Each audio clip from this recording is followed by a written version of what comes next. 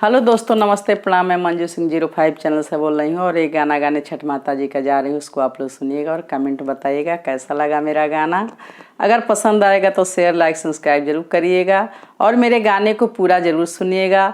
और एक बात और आप लोगों से बता रही हूँ कि मेरा एक साल मेरा चैनल पूरा होने वाला है। दिसंबर में 1 साल पूरा हो जाएगा, 12 दिसंबर को। और मेरे चैनल को सब्सक्राइब आप लोग करते रहे, चैनल बढ़ाते रहे। मेरा आप लोग की सपोर्ट की ज़रूरत है।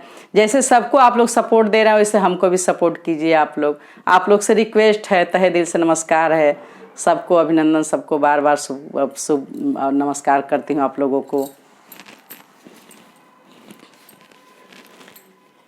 चढ़ते कार्तिकवाए दीनानाथ जियारा हो डेरा। चढ़ते कार्तिकवाया दीनानाथ जियारा हो डेरा। अरे सासू मोके धैलिया दीनानाथ बझिनी या के हो नाम। अरे सासू हमके धैलिया दीनानाथ बझिनिया के हो नाम।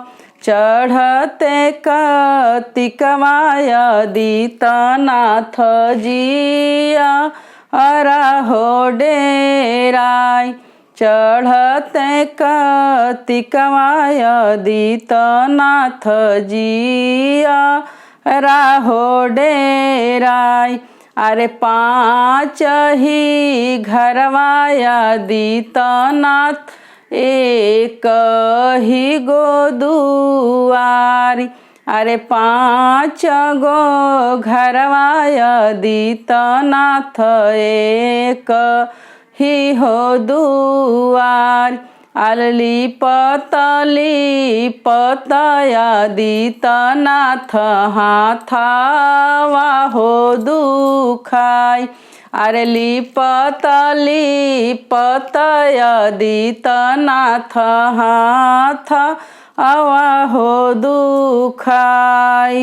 अरे तबो नाही दिहनिया दीनानाथ हमारा के ये गोलाल। अरे तबो नाही दिहनिया दीनानाथ हमारा के ये गोलाल। अरे चढ़ते कार्तिकवाए छठी मैया जियारा हो डेराय। अरे चढ़ते कार्तिकवाए छठी मैया जियारा हो डेराय। अरे सासू हमके कहली बझिनिया दीतमल जियारा हो डेराय।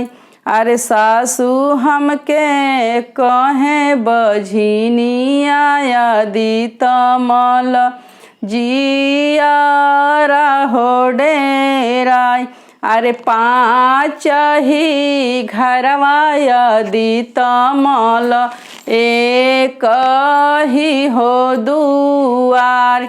अरे 5 ही घरवाए छठी मैया एक ही दुआर। अरे लिपतए छठी मैया हाथवा हो दुखाई। अरे लिपतए छठी मैया हाथवा हो दुखाई। अरे तबो नाही दिहनिए छठी मैया गोदिया में एक पूत। अरे तबो नाही दिहनिए छठी मैया गोदिया में एक पूत। अरे कहियाले देबिए छठी मैया हमारा के गोदी पूत।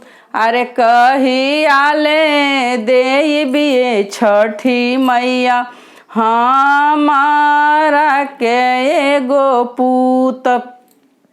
अरे चढ़ते कार्तिकवाए आदित्य मल जियारा हो डेराय। अरे चढ़ते कार्तिकवाए आदित्य मल जियारा हो डेराय। अरे सासू मोके धैली आदित्य मल बझिनिया के हो नाम। अरे सासू हमके धैली आदित्य मल बझिनिया के हो नाम।